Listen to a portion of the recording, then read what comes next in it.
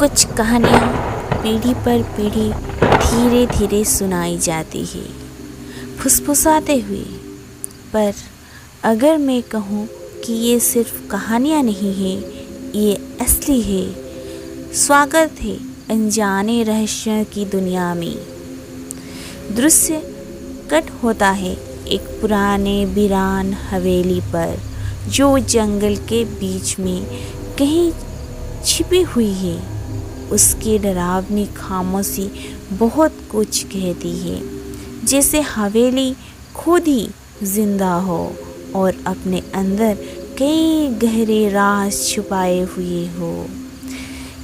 एक छोटा सा ग्रुप जो पैरानॉर्मल जांच करता है, हवेली के बाहर खड़ा है।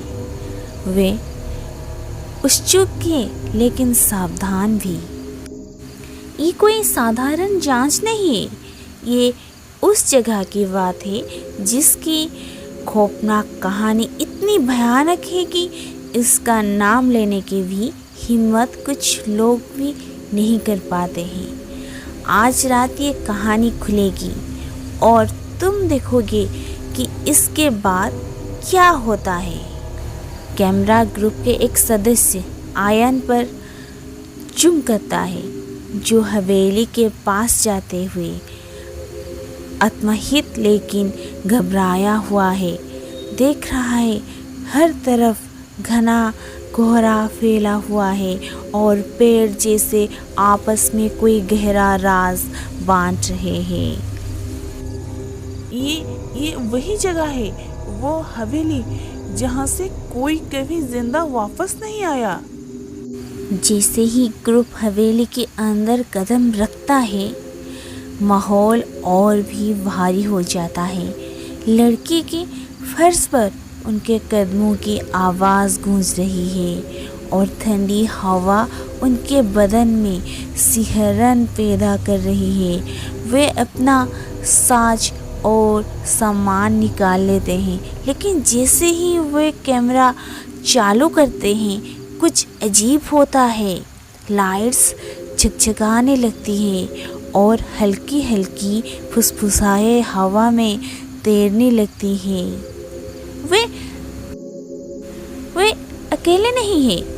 ग्रुप के एक सदस्य मीरा इधर उधर देखती है।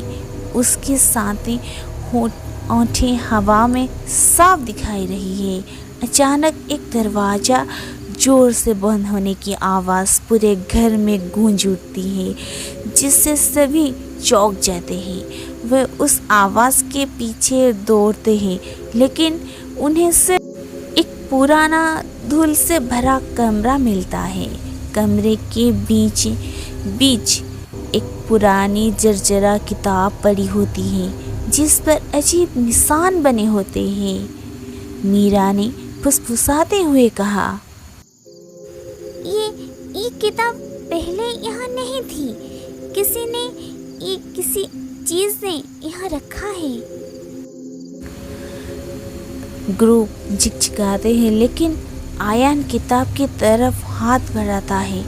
जैसे ही उसकी उंगलियां किताब की छूती है, कमरे का तापमान अचानक गिर जाता है।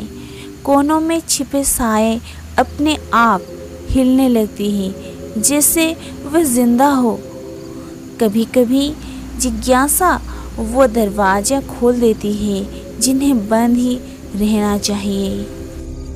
तभी एक भारी डरावनी आवाज़ साए से सुनाई देती है, अभी चले जाओ, वरना हमेशा के लिए हमारे साथ रहोगे। घबराहट फैल जाती है। अब उन्हें एहसास होता है कि वे हवेली में अकेले नहीं हैं। अचानक किताब अपने आप खुल जाती है और पन्ने तेजी से पलटते हुए एक खास पेज पर रुक जाते हैं। उस पेज पर जो चित्र बना होता है, वो उसी कमरे का होता है जिसमें वे खड़े हुए, लेकिन उस चित्र में वो अकेले नहीं है।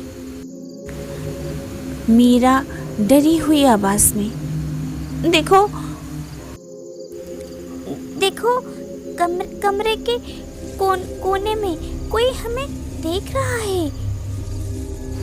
कैमरा कोने की तरफ घुमाते हुए जहाँ एक छायादार आकृति खड़ी होती है जो कुछ देर पहले वहाँ नहीं थी। वो लंबी है, उसकी आंखें चमक रही है और वो शांत खड़ी होकर उन्हें देख रहा है। आयन धीमी आवाज में, हमें अभी यहाँ से निकलना होगा।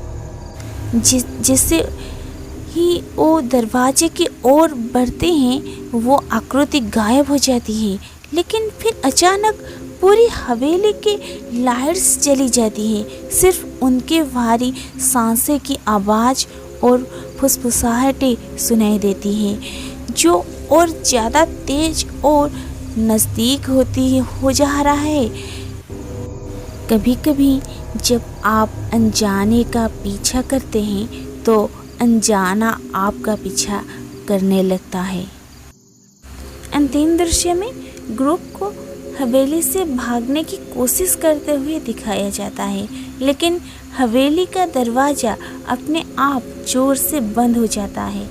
उन्हें अंदर फंसा हुआ छोड़कर कैमरा उस छायादार आकृति पर जूम करता है जो अब उनके पीछे खड़ी होकर कुछ फुसफुसाए रहे, आवाज गूंजते हुए, तुम यहाँ से नहीं जा सकते, अब तुम साओं के हो गए हो। फ्रेंड्स, अगली कड़ी में जारी होगी। क्या वो बच पाएंगे? इस हवेली के गहरे राज क्या है और वो साया कौन था? धन्यवाद।